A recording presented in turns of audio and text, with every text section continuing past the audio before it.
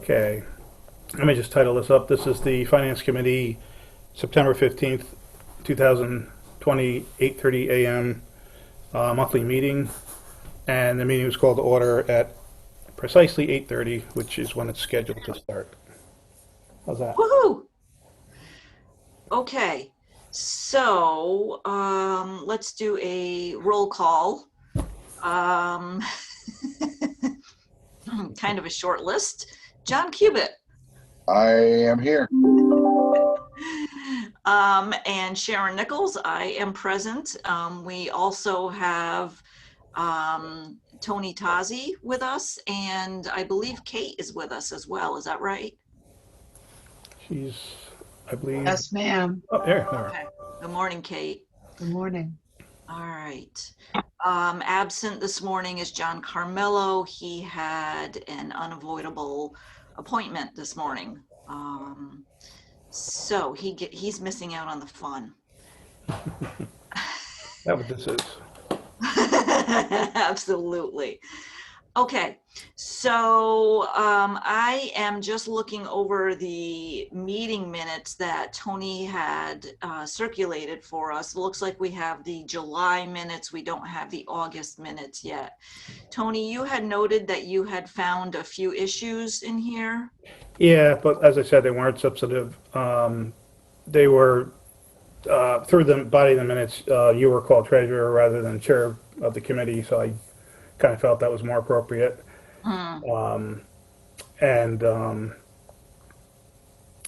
Let's see, there were no errors. There were just changes like that. I added the link to the YouTube video from the July finance meeting, and I added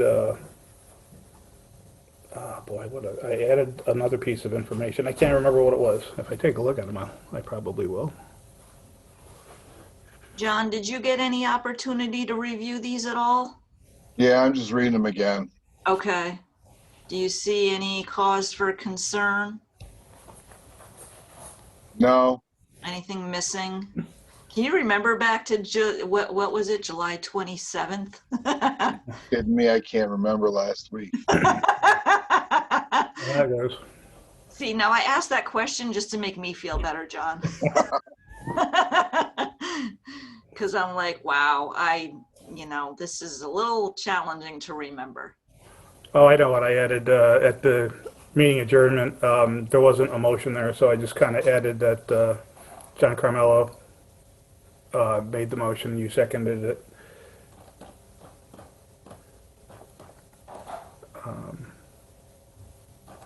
And John, you were not at that meeting, right? No, I wasn't. Okay. Oh, well, then it would be hard for you to comment. First time I saw him was when you emailed him last night. Okay. Yeah, it's the first I received them. Oh, we have Pat's going to join us. Okay. Pat Riley. Is she on yet? She's coming. Yep. Hi, it's Pat. Good morning. I was in the hold room. Good morning, Pat. Hi, everybody. We've just started. You didn't really miss anything. We were just looking at the prior committee minutes. So we have one available, and we're looking at Monday, July 27th, and Tony had indicated that he had a couple of really minor adjustments to the minutes. Tony, were you going to get back to our person with your comments, or how should that work? I was going to email this back to Kamali. Okay. She just started doing this for us at SEAT. The person who had been doing it left SEAT. So I think she's getting used to who the folks are, and instead of calling you the treasurer at this committee meeting, you're actually serving as chair. So there's some idiosyncrasies that I think I just need to work out with her. Okay. And also, SEAT just started their school year for Youth Build, so everyone at SEAT's just been going gangbusters trying to get underway, especially this year, no doubt. So I think these were rushed on top of that. Gotcha. And Okay. no criticism there, just, I Just, think how their couple yeah. of weeks have been. just a conversion of forces, basically. Yep. Okay. All right. So I don't see anything incorrect here, like you said, other than a couple minor tweaks. So I don't know. I mean, we have to approve request an approval of the meeting minutes, but John wasn't even there. Did you get enough of them, John, to be able to work with us and approve these? Yeah, Okay. Okay. All right. So I will make a motion to second. approve them. Okay. Thank you. All right. Okay. So now moving on, our year-to-date financials. Let me just pull them up.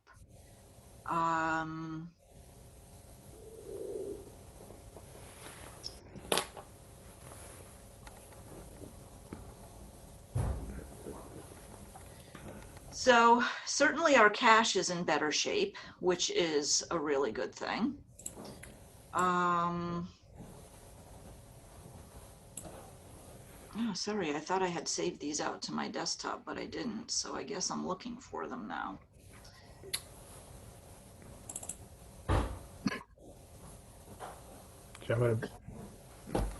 Okay. All right, so our cash is in much better shape here. You look at what we've got in the bank, it's not quite as pretty as last year at this time, but it's way prettier than we were at last month. Yeah, we had 2 nickels. So cash shows around 185 at the end of August. Let's see. We do have a little bit more in our property inventory than we did last year. Tony, does that look correct to you for round 4? Does it look like we have about $134,000 yet to spend? Does that resonate well with you? For round 4.0, there's another 400,000 for round 4.2 that we have barely touched. Okay, so but for around 4.0, that does seem around the correct number, about $134,000 yet to spend out of that. Actually, no. Seems in the correct ballpark, hopefully. No, I'm looking, I've got, actually, my program budget just happens to be up right now, and it looks like 2020 Q4, looks like there should be a balance of money that's yet to come in for round 4.0. Oh, hold on, I'm sorry. I'm looking at 2020 Q4, and that includes a little bit of both. So that figure, yeah, gut feeling, that figure does sound right. Okay. I can go in and check it further. Well, I know that Dave Bowers has been updating it as we go, so it seems reasonable to me. I just wanted to do a gut check with you. Okay. All right, and so we've got $89,000, a little over 89, out on our Pioneer Bank line of credit. Tony, what is our total line of credit again? Please remind me. Is it 160? Where did that show up? I believe the total was 160. Okay. We had that out in the information I circulated. So we have about another 70 available there? Yep, that sounds about right. Okay. Okay, I asked that for some upcoming discussion. Okay.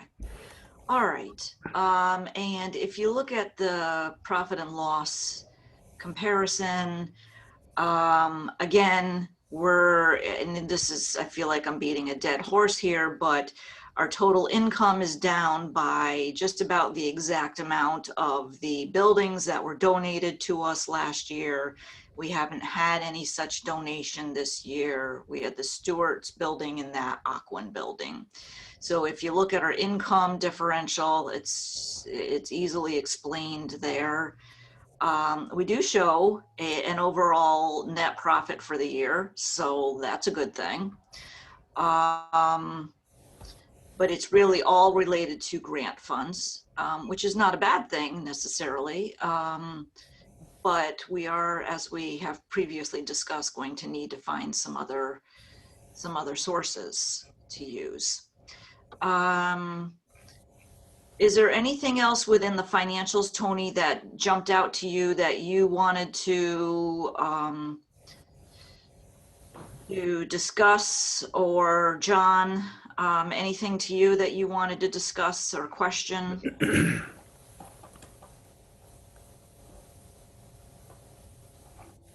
Off the top of my head, no. Okay. Yeah, just looking at them now, and nothing looks out of whack to me. Yeah, it looks okay to me. I didn't mention, we do have that PPP loan out there for $17,000. Hopefully that's going to be forgiven. Hopefully we'll meet all the criteria for that to be forgiven, so it won't have to continue to be a liability. Tony, who are you working with on that? Is that in process yet, or is that? Well, we're working with Pioneer. Okay. And I received an email about 2 weeks ago, and because I was getting ready to pull the records together to submit for the forgiveness piece, and the email essentially said, don't send anything because we're still on the roller coaster ride as to what the federal government's going to require. Okay. So, Okay. I should say the SBA. Okay, sorry, I didn't mean to interrupt. Okay, so, but you're actively working on it. Well, I'm prepared to. Okay. Once they say go, then I'll put the stuff together. I may need a little bit of hours time to do that, but shouldn't need much of it, if any. Okay. Okay. Okay. All right. Very good. Okay. So again, I'm very happy to report our cash situation is much better though. So yay. All right. Let's see. I think, Tony, you stuck the seat proposal in here. Can we skip that for the moment and come back to it? Sure. Okay. Your cash flow. Were you able to get one through, I see the one that goes through the end of the year. To 2021 Q4? Yeah, that goes from 9/14 through the end of the year. So I see that one. So that's going to be in relation to our budget discussion. I guess I'd like to talk about cash a little bit. I know we've got a couple anticipated closings coming up here. So cash should be even getting, I think, a little bit better, but then because you've got some projected sales in here for fourth quarter, right? Yes. So I see projected sales for about $179,000 through the end of the year. And also you're expecting to be able to apply for some more funds through Tanya. You expect we'll get approval for that? No. What cell are you looking at? On your cash flow spreadsheet, I'm looking at I-12, anticipated OAG funds. The 304 figure? No, I'm seeing 220,504. I'm looking at your cash flow analysis. Oh, okay. I'm looking at the annual budget, sorry.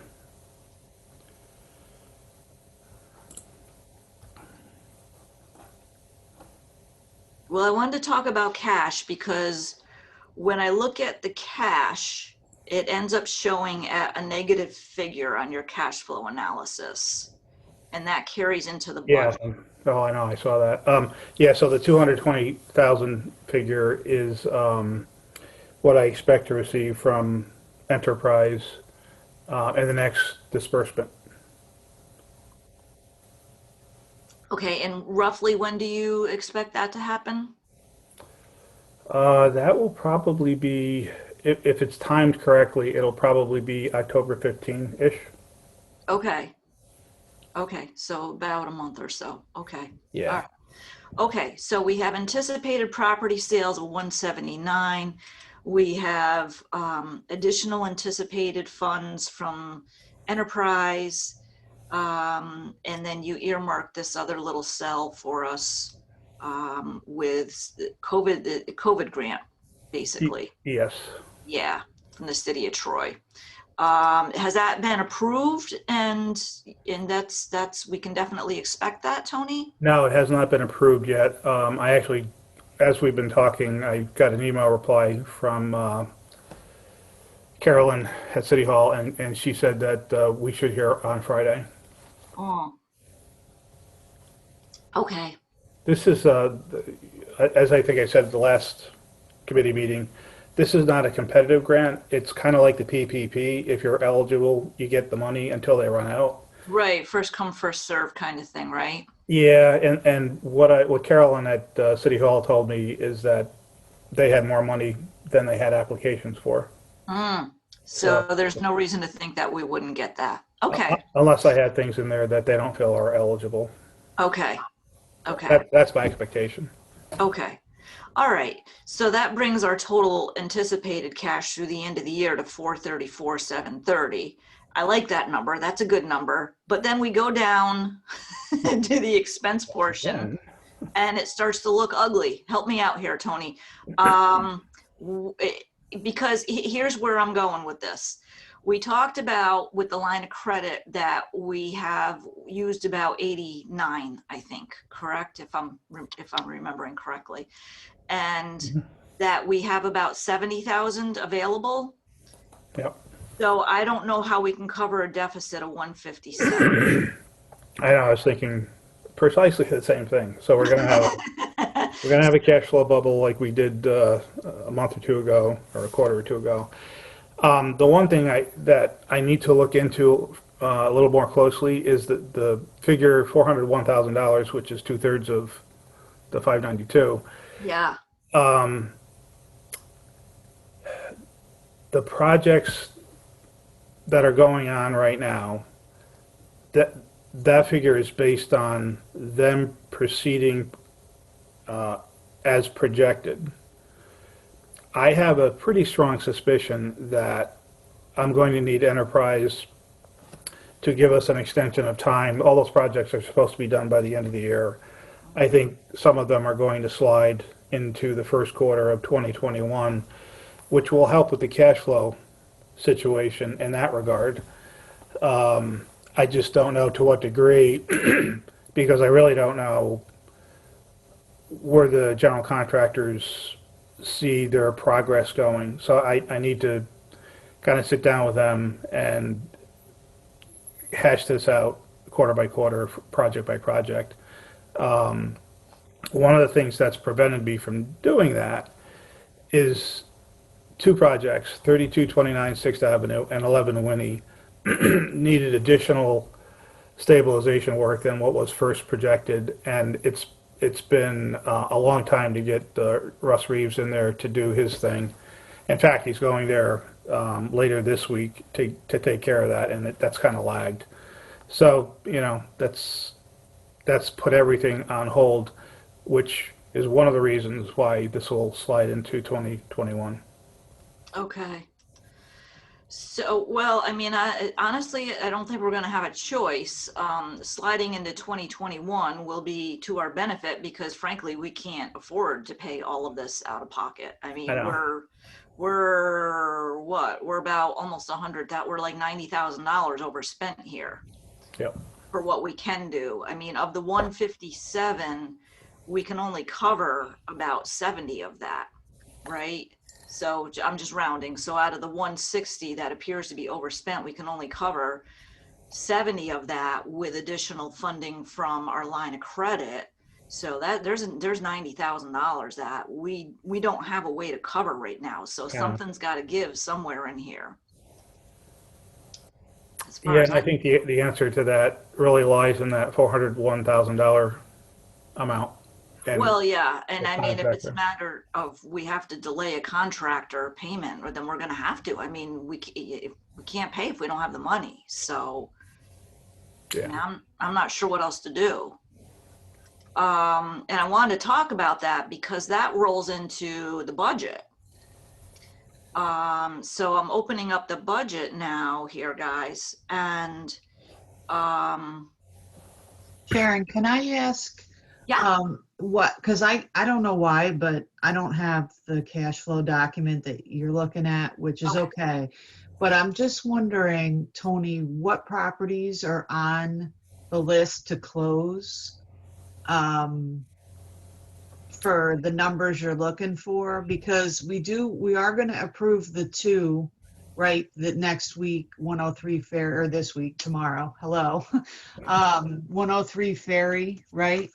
Yeah. And because with those, even if they request title, hopefully, that'll come in within 3 to 4 weeks, and then we could go right to close. So, I just want to see what I can do to help get those closed for you. So what did you have in mind for those? Well, numbers? 24 McClelland, 3325 6th Avenue, 103 Ferry, 899 River Street, and 790 River Street, that lot that, so that hasn't closed in a long, long time because we're waiting on them to do their title. All right, can you send me a list of those? Because I don't know why we're not, closing on these. Because I don't have, all I have on my radar to close is the ones that are coming up tomorrow. And then 24 McClellan, maybe we're just waiting on title for them. I don't know. They were in a hurry to close. So, and I haven't heard anything from them in a while. So I don't know what's going on with them. Kay, it looks like you were on the email when he distributed this stuff so that you Okay. could see the detail. It was sent on Monday, 9/14 at 1:43 p.m. All right, that's awesome. Thanks. I have 4,000 emails in my inbox right now. I'm sure. I'm trying to search for it. I find, the meeting invites, all that, but I haven't. Yeah. Okay. Monday, 9/14 at 1:43 p.m. Okay. It's got the documents attached there so you can see the detail. And I'm sure you do have a million emails.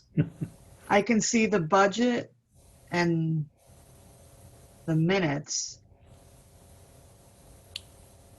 You're looking for the cash flow?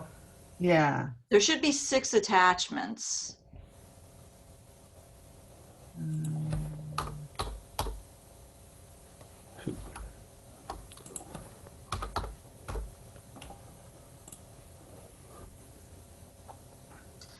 Okay. I just emailed it to you, Kate. Thanks. That way I can follow up on these. Yeah, Kate, there's 2 tabs to that spreadsheet, and if you look at the second tab, the projected sales, you'll be able to see what Tony just rambled off the names. Perfect. Okay? Okay. Yep. All right, thank you for doing your part to try to keep us everything moving along. We appreciate that. All right, so again, my concern is with Tony's figures as they are, assuming that we don't delay anything, we end up with a negative cash balance that we don't really have a way to cover, that goes into our budget. So, Tony, we're gonna have to adjust that somehow, because the reality is, and I didn't highlight them, the reality is when we look at cells D5 and D6, we're not gonna be able to cover the negative 157 with $150,000 of equity loan, because we don't have $150,000 available, we don't think. Yeah, no, I absolutely understand that. And I think the answer to that just goes back to the $401,000 Yeah. that on paper, based on the records that have been submitted to Enterprise, those are the figures I use because those are the only figures I could really rely on. I need to get into the cash flow of each project really to be able to sort that out. And I Okay, and so I as a, think so, it'll definitely improve. okay, so this is our, so we're gonna consider this, guys, our preliminary stab at putting a budget together for next year. The goal being, we need to have something up on our website, and we need to get it posted no later than November 1st. So we need to work our way through this. We wanted you guys to at least have some idea of where we were looking at for 2021. Now, something significant that Tony brought to my attention is 4.2 funding only goes through, I believe, Tony, you said through the second quarter of 2021. And right now, Yes. after the second quarter of 2021, we do not have any further funds lined up through OAG Enterprise. We don't have grant funds, correct? No, that's the end of the Attorney General's funding stream, as far as we know. New York Land Bank Association had their monthly call last week, and I think everyone's just praying that somehow the state legislature finds a way to fund land banks. I don't think that's very promising given the state's financial situation. I just don't see it. I would love to be wrong, but I don't think I am. So everyone is essentially in the same boat. There's also word that there's hope that the federal government would come up with funding for land banks through, like, maybe the CDBG program through HUD.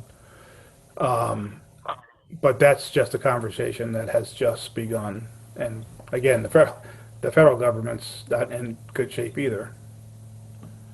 So, Hey, Tony. Hey, Yep. Tony. yep, It's Pat Riley. sure. Do you know what committees this is being discussed in the Senate and the Assembly? Oh boy, Pat, someone mentioned it, and I didn't recollect who it was with the state. I can find out. Okay, and I'll try to find out on my end too. Oh, See okay, if there's thanks. any chatter about that. Yeah. Okay. Okay, yeah, because, and we kind of wanted to present the budget to everybody here, just to start the discussion. Yeah, Um, this is not intended to be final by any stretch. Right. So thank you, Tony, for pulling something together so we had at least something preliminary to look at for our meeting. And we know we've got some tweaking to do here, but we're trying to be a little bit ahead of the curve. Like I said, we have to have something posted by November 1st. So that means we need to get this approved by our next board meeting in October. So we got a little bit of time here to work through this. But one of the glaring things that is, I mean, it's evident that, our OAG funding dries up after Q2 2021. And then we're relying solely on sales of properties in this budget right now. So, I mean, that's one of the things I wanted everybody to see. And of course, expenses still continue. I mean, if you take a look at the budget, and Tony sent out a revised version, and it's yet to be revised. This is still in draft format. I mean, at the end of the day, if you look at cell E41, so in other words, the grand total, and you look at the net income loss column for that, it looks like we're at around $352,000. So, I mean, that's a positive number. That's a good thing. That there's a lot of assumptions in there. That assumes we sell a number of properties. If you look at the property sales schedule, you can see which properties that Tony has assumed we're selling in which quarter. You can see some of them in Q4 2020, which is already in the other budget. I know that doesn't quite match his other number, and I believe the difference is Beacon. Is that correct, Tony? I'm trying to follow your numbers. Sorry, am I moving too fast? Well, for a non-accountant, you are. Sorry. So my point is, in our upcoming budget, if you look at our revenues and financial sources, the majority of our revenues and financial sources are going to be from sales of properties. Oh, yes, absolutely. Absolutely. So that goes back to, presuming that we can sell all these properties, right? So, and that's on your tab, your property sales schedule tab behind the budget sheet. Yep. So, and your tabs, or that tab, the property sales schedule, everybody can see what's in line for being sold for which quarter. And I wanted to make a note, if you look at Q4 of 2020, that number looks lower than what we just saw on the other cash flow, the cash flow spreadsheet that you had done, Tony, through Q4 2020. That number is different. And I believe the difference is Beacon. The Beacon monies, I believe that's the primary difference between that spreadsheet and this spreadsheet. That 293 should show up on both. I'll have to take a look at it. I'm talking about the 162.5 in property sales that show in Q4 of 2020.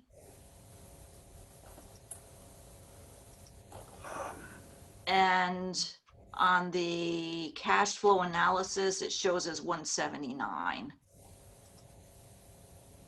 So there's $17,000 difference, but I'm pretty sure you told me that's related to Beacon. Yeah, you know what it is? There are going to be some expenses that Beacon will bear, and it's I think it's $17,500. So they'll have to do land surveys, environmental surveys, yada yada yada yada for the properties they're going to be purchasing from us. And this goes back to a conversation you and I had in an earlier iteration of this. I had that 17,000 or 17,500 plugged under grants, and you questioned it, and I said, well, you're right, that's not really a grant. So I moved it into sales because that's probably when we're going to get that money back. Okay. Yeah, it's essentially a reimbursement. Yeah, exactly. So it's a wash, but yeah, which is fine. But we want to show it somewhere. But I just wanted to, if anyone was astute enough to be tracking from one spreadsheet to the other, I wanted to let them know that I knew what the difference was between the two spreadsheets. And it's just that Beacon, that, that kind of crazy little Beacon amount. So, looking at this 2021 budget, I mean, we're heavily dependent on these property sales, which, begs the question of future funding. Because if we're going to continue to be heavily dependent on property sales, we better make sure we have plenty of properties that are saleable. And we also need to look at other grant sources. So we'll get into that discussion in a minute. So I just kind of wanted to show you guys some of the highlights of what the budget looks like, preliminary budget looks like, and see if anyone has questions, concerns, discussion. I mean, like I said, if you look at the end of the day at the grand total of the net income or loss, it looks like we have a net income of $352,000 if this was all to come to pass. Of course, these are draft numbers. but it's a positive number and that's a good thing, but there's a lot of assumptions in here. Yeah. So do you guys have any comments, questions? Anything to bring up about this? You love it, you hate it, you want to burn it? No, it just makes me nervous. Agreed. Yeah. Ditto. Okay. So, I mean, we've got some other discussion topics here. What do you think, Tony? Where do you want to go next on this? You want to talk about maybe some of the potential, you want to talk about any financial issues and delays related to these projects in process, because that would affect things, or what's on your mind? Where do you want to go here next? Well, let's see. We're gonna, Looking at our agenda. Sorry. that's okay. Let me pull it up.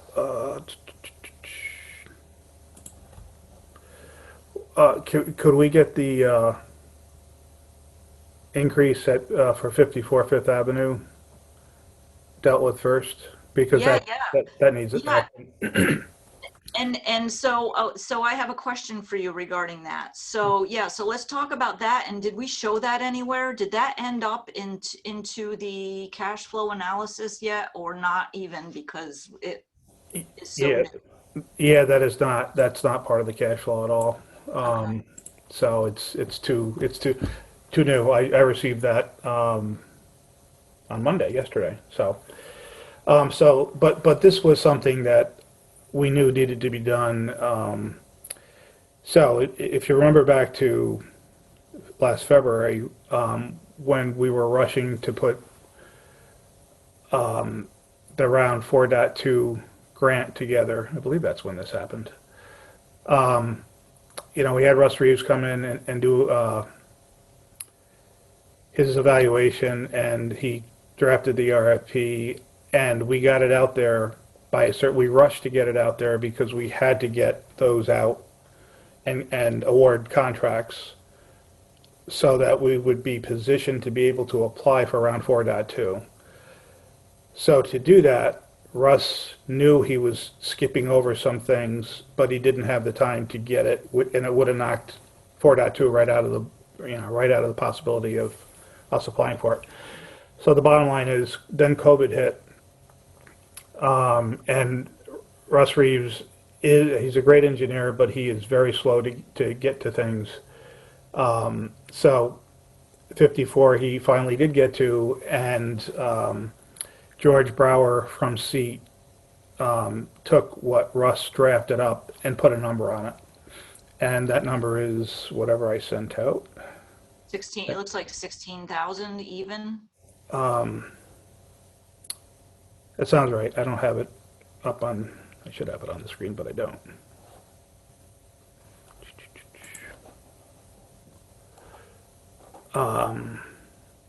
So that's what it is. It's mostly additional stabilization in the basement. And some of this is actually, there are some things that were not anticipated. For instance, the basement floor is a dirt floor. And originally there was not seen to be a need for a concrete floor, but then after they looked a little closer, there's some water issues there, and they felt, well, if we pour concrete with a vapor barrier underneath it, that's probably the best way to take care of it. So that's one of the stabilization issues that's part of that cost increase. The good side of this is the work is going to be done largely by SEAT. So if this was to be done by a general contractor, it would cost probably twice this. So taking advantage of the youth build program is saving us a lot of money. Okay. Well, that's a plus. Okay. Do we have other issues? What's going on with 791? Tony, I don't like that. Can I leave now? No, you can't. 791, forgive me for saying this, is the hemorrhoid of my life. Mm, So, okay, let me, so, 791 was supposed to be done May 6th of 2019. uh-huh. What's happening now is there are supply chain issues and there are labor issues in the construction industry, and it's really all over the world. If you want to get a refrigerator these days, instead of waiting 2 weeks, Fiden says you need to wait at least 8 weeks, 10 weeks because of supply chain issues. People that are working with masks on. They're a little less efficient. They're also spread out more, which means less manpower to get the work done. That all rolls into 791 and is causing back orders for materials. So, and this is what their architect told me, and I get that. I do believe that that's the case. The nagging part of this is this should have been done well before COVID hit the world. But we are where we are. We want to take a closer look at this and sit down with the general contractor and figure out what the real path forward is. Last Friday, I walked through the building with Beth Steckley from TAP, and we drafted up a very long laundry list of questions we have for the architect. We're meeting with him on site, pardon me, on Friday, and we're going to ask him to show evidence that he's actually put orders in, so we know that it is indeed back ordered. And try to establish some sort of a progress schedule. When I had my monthly check-in call with Tanya with Enterprise a couple weeks ago, I mentioned this to her, and she became concerned, and she kind of inferred that she might want to ask for their money back, which is $156,000, I think. I think that's a threat. I don't think she would really do that. As soon as I mentioned to her that I had spoken to Kate about it, and Kate and I kind of decided this is the way we'll proceed with the architect. Tanya felt much more comfortable. So that's where 791 sits right now. It's just frustrating. So Tony, what do we have an updated estimated date of completion from him? No. Well, ironically, we have builder's risk insurance on this, and about 3 months ago, the insurance company said, okay, you need an extension. We're going to give you one last extension. So I called the architect and I said, give me your most conservative practical date. And he said, September 15th, which is today. So I thought we were going to be out of our builder's risk insurance. Fortunately, Tenike, who's our insurance broker, was able to get to the insurance carrier and talk them into an extension to December 15th. And they just did that yesterday. So, I think that really shows how backordered things really are. When I asked the architect, give me a really late date, because I'm not going to have insurance after that.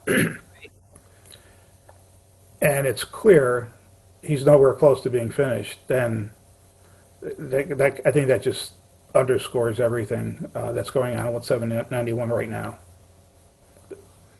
Okay, and because you're showing that at sale in Q1 of 2021, so we sure as heck hope that's happened because that's huge. I mean, Yeah. that's our largest, that's our largest single sale. Yeah, I know. I'll know more on Friday, Okay, but as of right now, that's what I said is what I know. okay. Okay, are we okay moving forward with the other projects or is everything delayed? Well, 3229 Sixth Avenue, which Johnny Bobo's is doing, and 11 Winnie Avenue, which Johnny Bobo is also doing, they're both waiting for Russ Reeves to provide code enforcement with some revised information. And again, Russ has been slow to get to it. I think that'll be done this week and into the city by the end of this week or early next week, which will get Johnny going again. Pardon me. I need to sit down with Johnny and ask him how he sees the progress of each project moving forward. Yeah, because we're showing those two also being sold in Q1 of 2021, so hopefully that's correct. So, yeah, just when you've got some more information, let's take another look at the budget and see if we've got them in the right quarter to be sold. Hopefully we do. Well, it's kind of a double-edged sword because, pardon me, if the projects are all completed by December 30th, then we have that cash flow bubble. If they're not and they drag into the first quarter and the sale doesn't happen until the second quarter, then of course that changes that final cash flow balance. Yeah, So it's a little bit of a sticky wicket. yeah, it is. Okay. So I mean, it sounds like you're doing everything you can do. A lot of this, well, all of it really is out of your control other than just keeping tabs on it, and trying to push as best as you can, which, I mean, you've got limitations on what you can do there. So, all right, so I say good luck, Tony.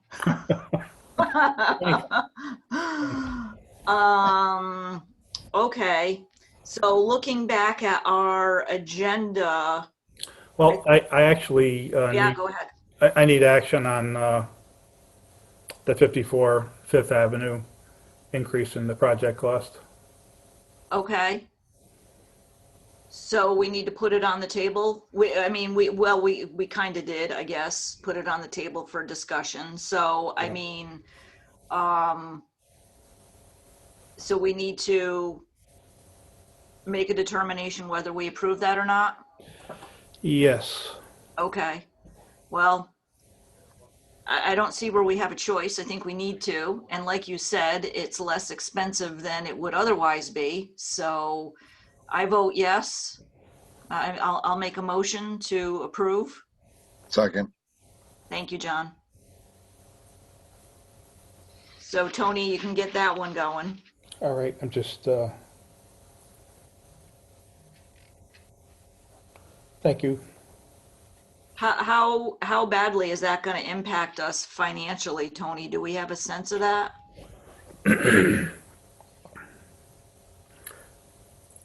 The 54, essentially the change order for 54 Fifth? Yeah.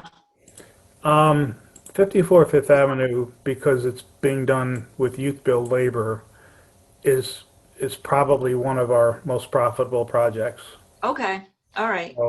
So that's the good news. Okay. Well, there's another issue I should have mentioned. 899 River Street, I had $40,000 budgeted to pretty that up to make it more attractive for someone to buy and owner occupy.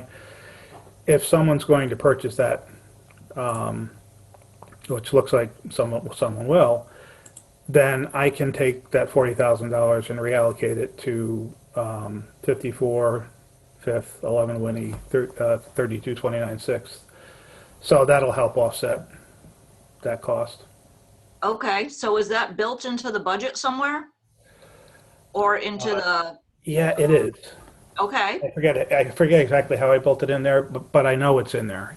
Okay. It's either in there still as a part of 899, or I just moved it to another budget line.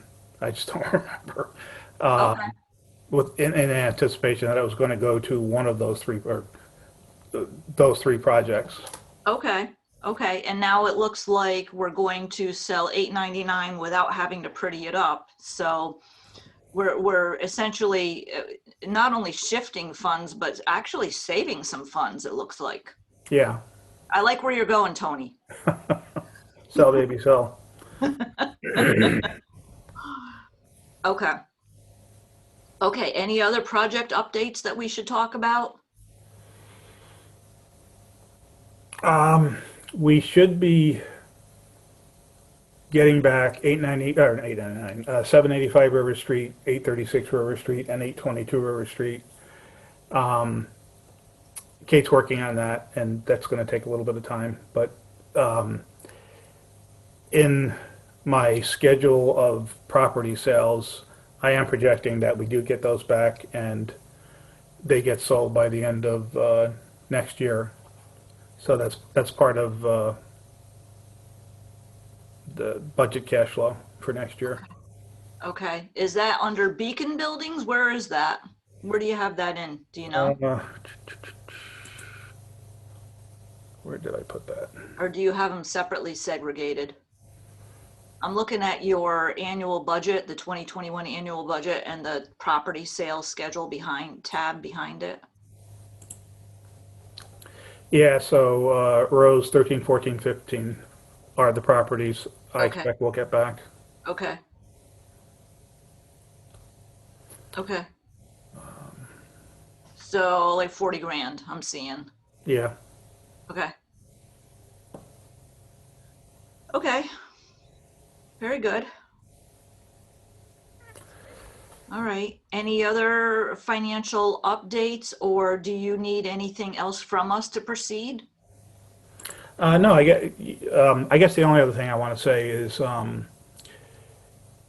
what we really need to do is have a strategic planning session to decide, what we're going to do after the money dries up. I mentioned that before. I'm not sure if it was this committee or another committee.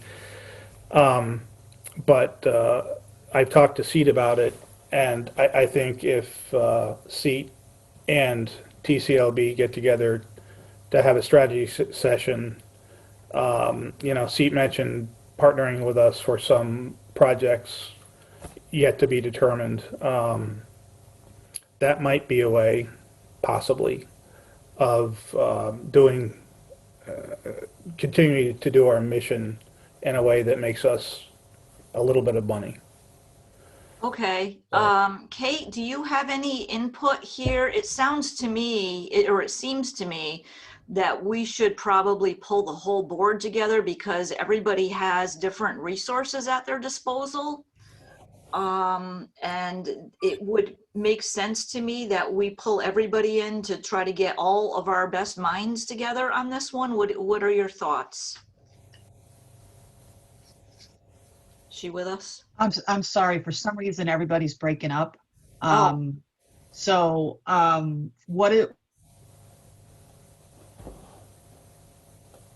Get together for what exactly?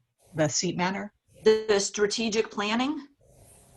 Yeah, Kate, Seat and Oh, right. If you're going to do a strategic planning session, yeah. I mean, think you're breaking what, up. Tony? Let me call back in. Let me see if that helps. Okay, thanks. So Tony, it sounds to me, I'm not having any trouble with my reception, are you? No, I'm fine. Okay, so it seems to me, and I think Kate just gave us our answer, that we should have the whole board together. So it seems to me we're going to need to plan something with SEAT when they're available and try to get the full board available as well. Okay. To have this strategic planning session. Yeah, I think Kate was thinking of it in terms of a retreat, Okay, which we're supposed to have once a year, I guess. okay. So I think we need to try to get something into place, and the sooner the better, because we need to submit this budget, and it would be nice if we had more information to put in there, like if there were other grant opportunities that we thought we would be eligible for, say Q3 or Q4 of 2021. I'd love to be able to include them. Oh, I know. I hear you. Not sure we can turn it around that quickly, but it would be nice if we could. Because we would have to get the board together and SEAT together before the November meeting? Yeah, well, Okay, no, that's the good. October meeting, actually, because we're going to need to approve this in October so that it's Oh, up right. and posted by November 1st. Okay, that's right, that's right.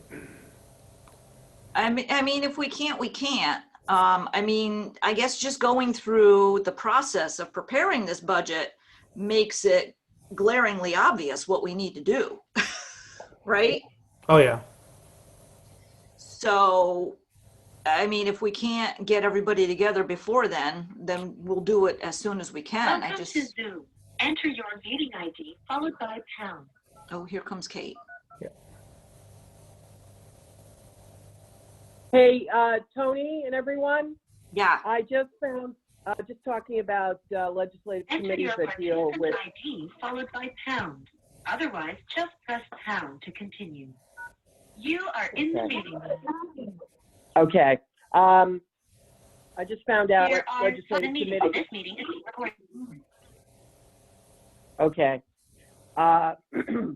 In the Assembly, it is the Local Government Committee that's chaired by Fred Steele from all the way out in the Hamptons. But John McDonnell and Carrie Warner are important members of that committee. Oh, yeah. So I think you can get to them. And in the Senate, the committee is corporations, authorities, and commissions. And the chair is a 40-year friend of mine, Leroy Comrie from Queens. So Tony, if you'd like to, set up a meeting with them, a call, whatever, let me know and I can help you with that. Okay, I know Carrie personally, having worked up in Malta. She lives in Round Lake. And Oh, she's great. yeah, I know. I know her. I worked with her Yeah, in she's great. Saratoga. She was on our planning board in Malta. So yeah, and John McDonald is great. Yeah, if you can, Sure. We'll Together, talk more that- about it. Yeah. But happy to make that introduction and help where I can. yeah, they'd be great proponents. Thank you. Yeah, I have to jump on to a 9:30 work call, but I'll be on the call tomorrow morning, the board meeting. Okay. All right. Thanks. Everyone have a good day. Thank you. you, Pat. Thank you. Sure. Bye-bye. Okay, Kate, are you back on fully? I am. I tried calling in, but Oh. it's on hold. So I hope I'm not breaking up anymore. Am I? You sounded like you were. Yeah, All right. I'm going to call in, but you're going to have to take me off hold. You're good right now. Okay. Yeah. Yeah, you're going to need to get the board together for strategic planning. And just so you know, it is a public meeting when you do that. And I just sent a training email this morning about how we need to do some training too for the board. okay. Okay, so Tony, is that something that you can start plugging away at? Put on your list, your never-ending list of things to do? Yeah. Pardon me. I tried to have a powwow with SEAT yesterday, but again, their school year just started up, so they didn't have time to connect with me. And I had a couple things to talk to them about. One of them was to ask them how they saw themselves as part of this strategic planning piece. Okay, So hopefully we'll connect today or tomorrow. okay, Well, hopefully today. okay. All right, so let us know if you're able to come up with anything, so that we can get that in motion. Okay. Okay, I think the other thing we wanted to talk about is Tony brought up a really great question. He said, you know, typically he's working on the audit in March, which is horrible timing for him as he's trying to work his way through other stuff. And was wondering if we could change to a fiscal year, which we could potentially change to a fiscal year. Normally you change to a fiscal year when it makes sense. That is, depending on your funding sources, your revenue sources, that's typically how you change, like what you use as justification for your fiscal year. So that's something that we want to maybe talk about a little bit more. I mean, it looks like we're going to be kind of changing our funding sources here potentially. So I'm not sure what would be a sensible fiscal year as we're in the midst of this change. But that's something that we could look at. Tony, do you have anything to chime in on that? No, boy. Pardon me. That's not the computer. That's my voice breaking up. Well, anytime other than March would be far, far better. And I did start thinking about, okay, when would be the best time in the year for a fiscal year to kick in? And my gut was kind of leaning towards the fall because things, I mean, they're starting to pick up now, but they're not quite as insane as they are in other parts of the year. It's just with March, it seems like all the big stuff happens in the month of March, and it's beyond March Madness. I mean, things are just rushed. They have to be accurate. They just have to be accurate, and it's a bear. And if we could just push, you know, that chunk of it to another time period, it would be helpful for everything else. Yeah, I mean, I think you have to consider Paris is due around March 30th, so we have to have audited financials in more time before that. Yeah, that's part of it. So Kate, do you see an issue with us considering a change to a fiscal year? Is there anything that you're aware of that would disallow us, or are you aware of anyone else who is using a fiscal year successfully? Which, like, what would you change it to? That's what we're considering. Tony, you just said you were thinking fall. Yeah, but that You're was on a calendar year right now, right? Yeah. Yes. So if you went July 1st to June 30th, your audit and everything should be complete probably by November 1st of the previous year. And then Paris wouldn't be due till March 30th. Can you hear me? Yeah. So I guess that's one of my questions. Is Paris pending the fiscal year? Is it tied to the entity's fiscal year, or is it always March 31st? Do you know that? Or March, whatever it is, March 1st or 30th? It's always, I believe it's 90 days After the end of the fiscal year? after year end. Let me look. Yeah, see, Yeah, I thought April 1st was too late. Tony, I'm not sure if changing it is going to get us where we want to go, because we might still have the same issue regardless of when we change it. Okay, well, if it's not going to kind of spread that workload, then it wouldn't make any sense to move it. Well, do you know what I'm saying? Because if we still have to do the audit in a timely manner. I know the tax filing follows your fiscal year.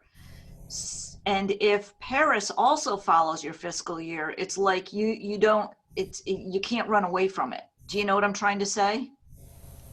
Right.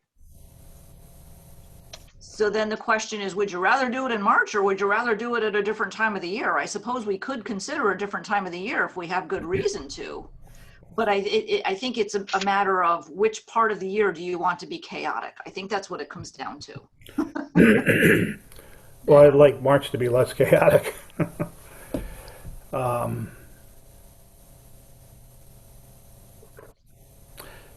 Well, so if our fiscal year ended July or June 30th, then that would give us to the end of the year. Actually, no, that's not. I'm sorry. If our fiscal year ended September 30th, then we would have 3 extra months to be able to get the audit in, not rush it, and we would still. So that would give us plenty of time to do the Paris report. Well, I guess that's what we need to look into. I did not get a chance to look at that. I'm not sure if it gives us extra time or not, or if there's a time element where Paris is associated with the end of your fiscal year. Like Kate had just mentioned, it might be a 90-day thing. So if it's a 90-day thing, Yeah, it's going to be 90 days regardless of what time of the year it is. Do you know what I'm trying to say? Yeah, I think they go by. I guess we'll have to find out. It seems that everyone in the state has to file their Paris by April 1st, but I could definitely be wrong. Right. Okay. Right. And in order to file Paris, you already have to have last year's financial audited statements. Kate, I missed a little bit of what you said there. And in order to file Oh, Paris, you need the audited financial statements. yeah. Which we would have by January 1st. Well, this year, I haven't seen a year where we did have them. We had the audit like 2 weeks before.